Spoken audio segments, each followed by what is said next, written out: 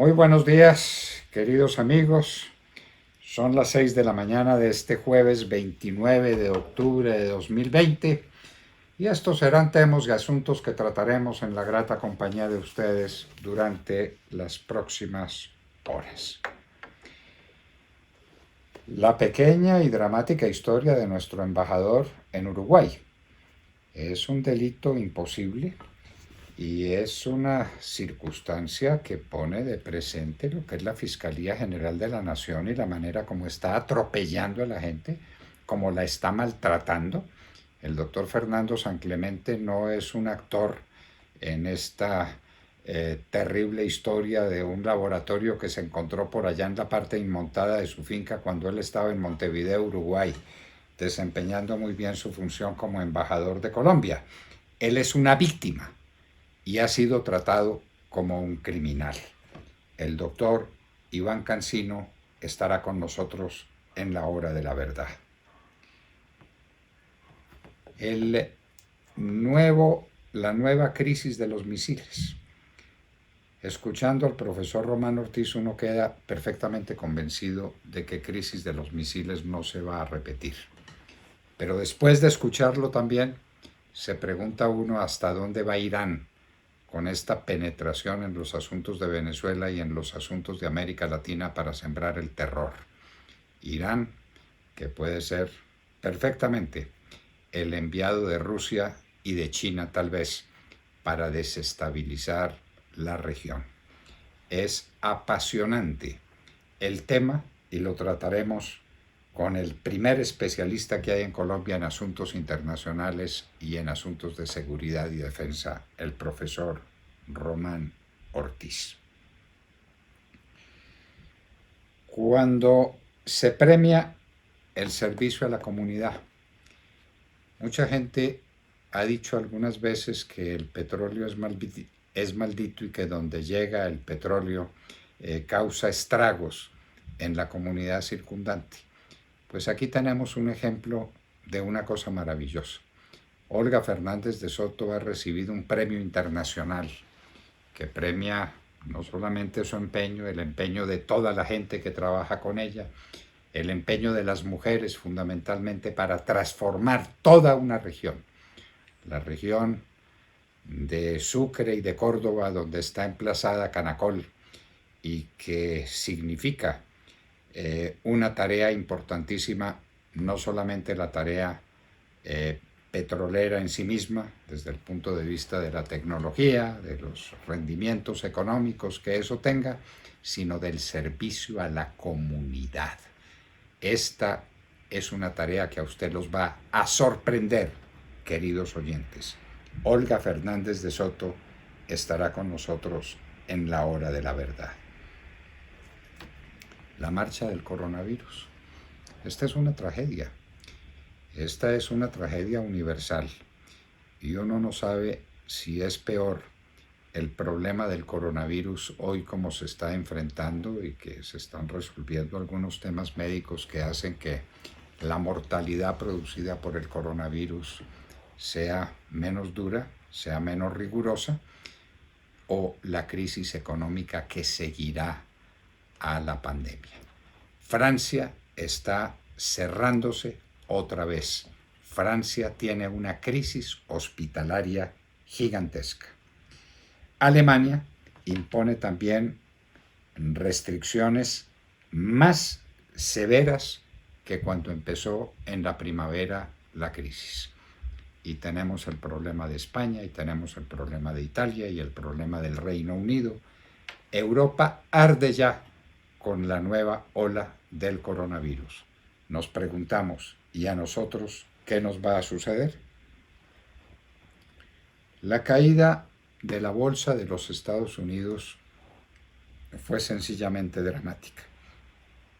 Esta mañana alcanzamos a contarles que los futuros venían mal.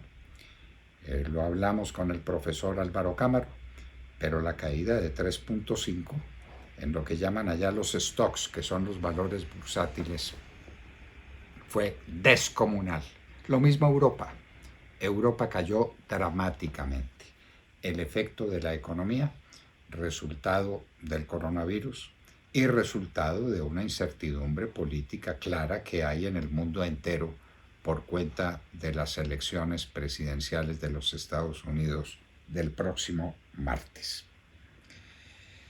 Toque de queda total en Antioquia este fin de semana. No tenemos tiempo, no tenemos espacio ni lugar para contar todas las medidas que se están tomando en todos los lugares del país para tratar de contener la crisis del coronavirus y sobre todo para tratar de impedir que el Halloween sea la ocasión para acercamientos entre multitudes, para imprudencias que nos pueden costar después muchas vidas. Antioquia con toque de queda total este fin de semana. El apoyo bipartidista de los Estados Unidos en riesgo. Lo dice un señor que se llama Dan Restrepo en una declaración para El Tiempo. Nosotros decimos que esto es completamente exagerado, que esto no tiene ningún sentido. Los parlamentarios colombianos pueden opinar lo que les parezca. Los parlamentarios americanos opinan una y otra vez sobre lo que está pasando en los Estados Unidos y lo que pasa en el resto del mundo y lo que pasa en Colombia, y no se ha puesto nada en peligro.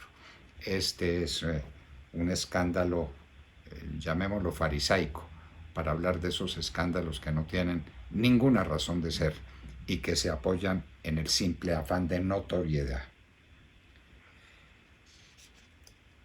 El de hoy, pues, fue un día negro no solamente para las bolsas, sino también para el dólar y el petróleo.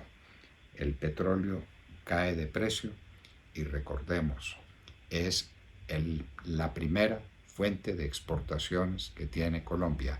La crisis cambiaria de Colombia es una crisis inmensa. Cambia el programa del presidente Duque, el programa televisivo que montó hace ya meses, que se llama Prevención y Acción y que estaba destinado inicialmente a que el presidente le explicara al pueblo colombiano cómo debía comportarse para enfrentar el coronavirus y para evitarlo, y que se ha convertido en una cosa muy parecida a Aló Presidente y se convertirá más directamente en un Aló Presidente. ¿Eso conviene? Eso contradice la vieja tradición que tenían los colombianos de que cuando el presidente hablaba era un acto solemne y un acto muy excepcional. Es que va a hablar Alberto Lleras y el país entero quedaba la expectativa de lo que dijera el presidente Lleras. Pero eso era de cuando en cuando. Eso era cuando las necesidades lo aconsejaran. Hablar todos los días, una hora entera por la televisión, ¿esto es bueno? ¿O demerita la palabra presidencial? No olviden que los fenómenos inflacionarios se producen cuando hay superabundancia de un bien. Esa superabundancia lo debilita, le quita valor, lo disminuye. ¿Será eso lo que puede pasar con la palabra presidencial? Muy grave, muy grave. La palabra presidencial debe ser de oro y no de plata. Dice el viejo aforismo que la palabra es de plata y el silencio es de oro. Habría que aprender. Fuerte debate le hicieron a la canciller de la República hoy, sin motivo, sin razón ninguna. Tanto así que el debate derivó a un debate contra el Centro Democrático. La canciller no es el Centro Democrático. La canciller no es la que responde por las actitudes que tomen algunos parlamentarios colombianos porque les da la gana, porque hay libertad de expresión, porque uno puede opinar sobre los asuntos del país y sobre los asuntos del mundo, sin que pase absolutamente nada. Pero en todo caso le hicieron debate a la canciller en el Congreso. Hay un proyecto de ley que ya fue presentado para reformar la Constitución Política de Colombia y que resuelve el problema del hambre. No se nos había ocurrido que uno a través de una norma constitucional pudiera acabar el hambre de un país. Sería maravilloso. Eso es el poder fáctico de lo normativo, y la gente sigue creyendo que escribiendo cosas en la Constitución se resuelven los problemas. Pues van a prohibir el hambre, porque van a decir que hay un derecho fundamental, que es el derecho fundamental a la nutrición adecuada.